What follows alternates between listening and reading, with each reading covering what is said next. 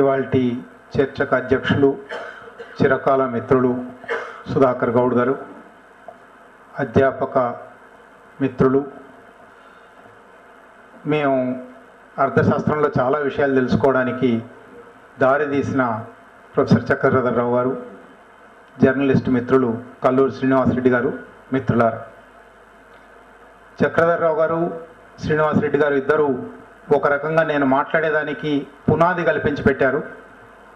చక్రధర్రావు గారు అసలు బడ్జెట్లు ఎట్లా తయారవుతాయి, బడ్జెట్లను ఎట్లా చూడాలి, ముఖ్యంగా ప్రపంచీకరణ యుగంలో బడ్జెట్లు ఎట్లా తయారవుతున్నాయి ఒక నేపథ్యం చెప్పారు.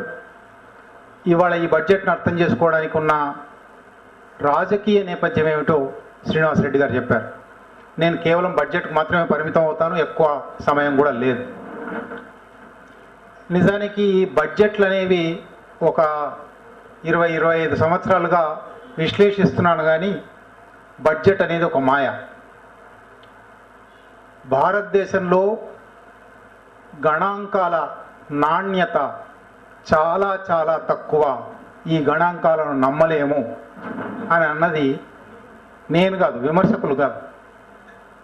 భారత ప్రభుత్వంలో ఆర్థిక శాఖలో 20-25 సంవత్సరాలు పనిచేసి ఇక్కడి నుంచి ప్రపంచ బ్యాంకు IMFకు వెళ్ళి అక్కడి నుంచి మళ్ళీ వెనక్కి వచ్చి ఆర్థిక మంత్రి, ఆ తర్వాత ప్రధానమంత్రి కూడా అయిన doctor Manmohan Singh, quality of statistics in India is so poor that we cannot believe them అన్నాడు. అది దాదాపు 15 ఏళ్ల కింది మాట. నిన్న ఇవాళ కల్లూరి శ్రీనివాసరెడ్డి గారు ఎకనామిక్ సర్వే మీద నమస్తే తెలంగాణలో మంచి ఆర్టికల్ రాశారు, మీరు చదివి ఉంటారు. ఆ ఎకనామిక్ సర్వే బడ్జెట్ ప్రవేశపెట్టడానికి ముందు రోజు ఎకనామిక్ సర్వే ప్రవేశపెడతారు. ఆ ఎకనామిక్ సర్వే రాసిన ఒక టీం ఉంది. అది ప్రధానమంత్రికి ఆర్థిక సలహాదారు అరవింద్ సుబ్రహ్మణ్యన్ అని, ఆయన మొన్నటి వరకు ప్రపంచ బ్యాంకులో ఉద్యోగి.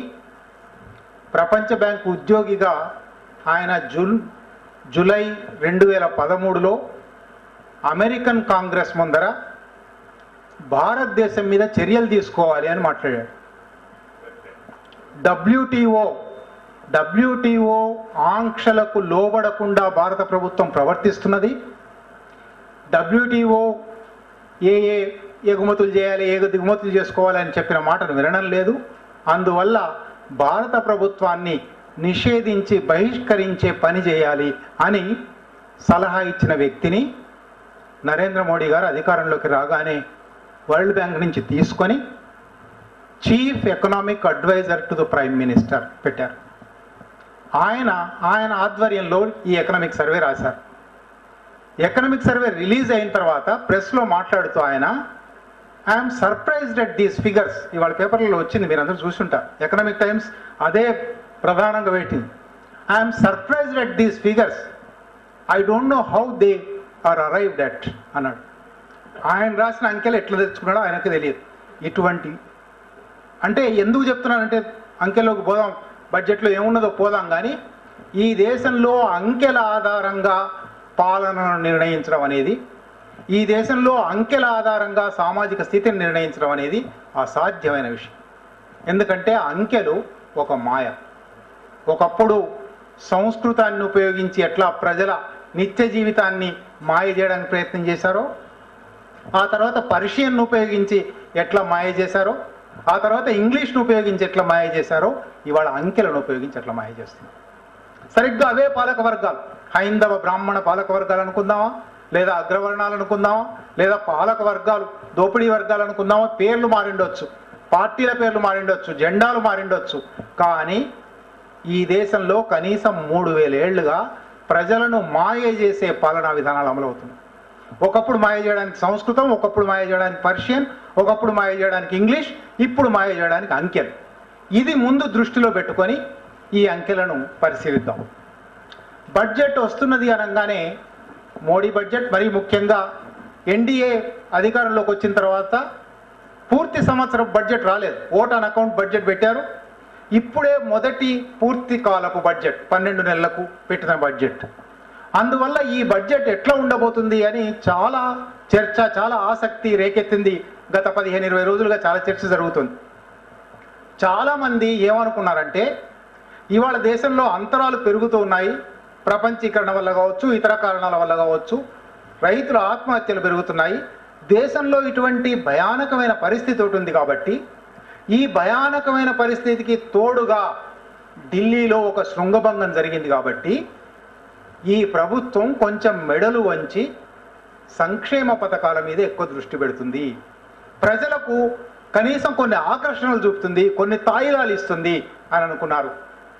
ఈ బడ్జెట్లో అదేమీ లేదు. వాటి దగ్గరికి వస్తాను. రెండో ఊహాగానం ఏం జరిగిందంటే గత సంవత్సరం 2014-15 వర్షాకాలం ఎక్కడ ఒక్క తెలంగాణలో మాత్రమే కాదు, దేశవ్యాప్తంగా కూడా సక్రమంగా లేదు. వర్షాభావ పరిస్థితులు ఉన్నాయి. అందువల్ల వ్యవసాయం ఇంకా దెబ్బతిన్నది.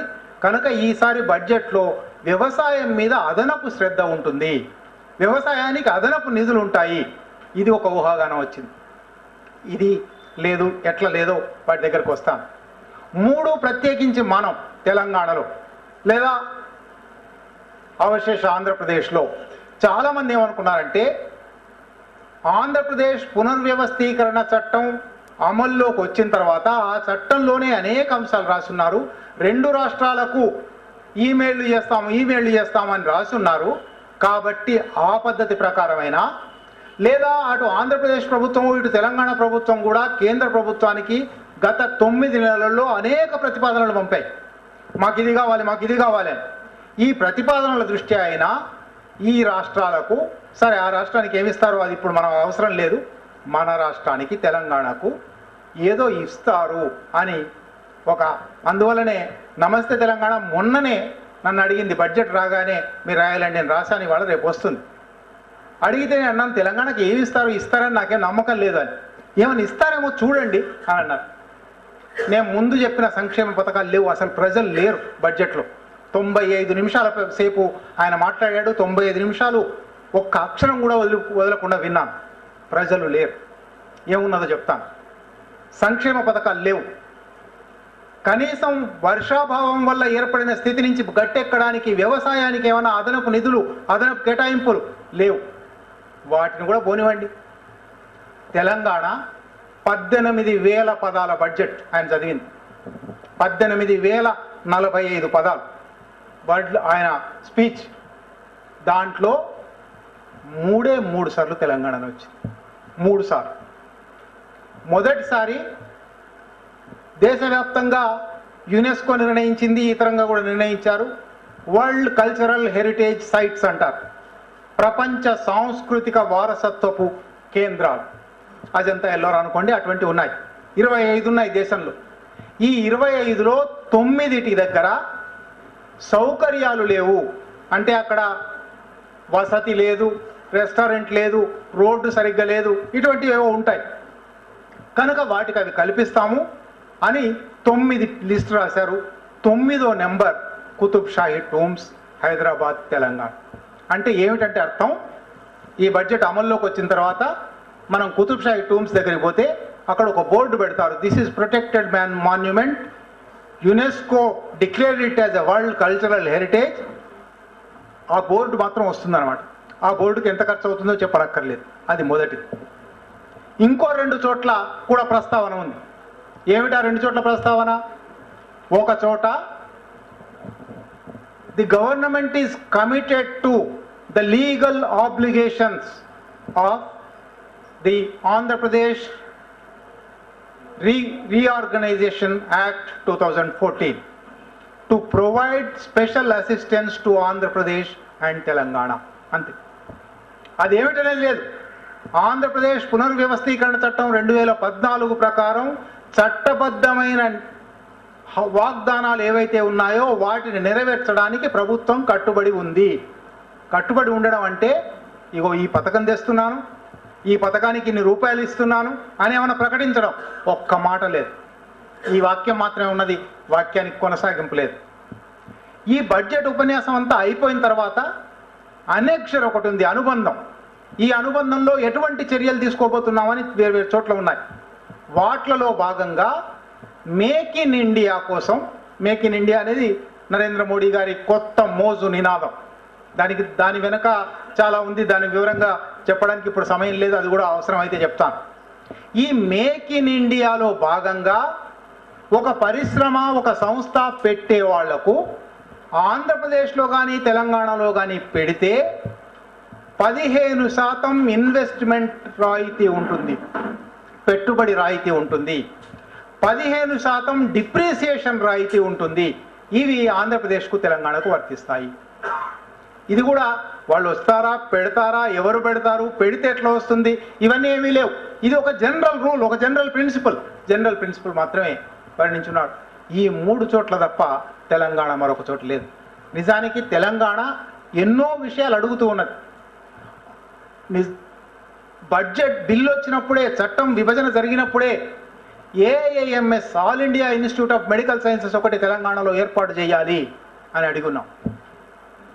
దాని గురించి అప్పుడు చేస్తామని కూడా అనున్నారు, యూపీఏ ప్రభుత్వం అనున్నది. ఇవాళకి పాత ఓటాన్ అకౌంట్ బడ్జెట్లో ఆ ప్రస్తావన లేదు, ఇవాళ బడ్జెట్లో ఆ ప్రస్తావన లేదు. చెరువుల పునరుద్ధరణ పథకం దేశవ్యాప్తంగా కాదు ప్రపంచవ్యాప్తంగానే ఒక విశిష్టమైన పథకం. 1000 ఏళ్లుగా ఇక్కడ ఉన్న చెరువులను, మరీ ముఖ్యంగా కాకతీయుల కాలం నుంచి ఉన్న చెరువులను గత 60 సంవత్సరాలలో అవి పాడుబడిపోయాయి కాబట్టి, శిఖాలు దురాక్రమణానికి అన్యాక్రాంతానికి గురయ్యాయి కాబట్టి వాటిని పునరుద్ధరిస్తాము కనుక ఈ పథకానికి సహాయం చేయండి అని తెలంగాణ ప్రభుత్వం కేంద్రానికి అనేక సార్లు పంపించుకోవడం మాత్రమే కాదు, కేంద్ర జలవనరుల మంత్రి వచ్చి వాటిని ప్రారంభిస్తారు అని కూడా ఒక పథకం తయారు చేసింది. అది జరగనేలేదు, ఆమె రానేలేదు. అది అందుకని ఆమె వస్తుందని ఆగింది. అసలు దానికి ₹1 కూడా ఇక్కడ కేటాయింపు లేదు. తెలంగాణ ప్రభుత్వం ఇటువంటి వాటర్ గ్రిడ్ గురించి శ్రీనివాస్ రెడ్డి గారు చెప్తున్నారు.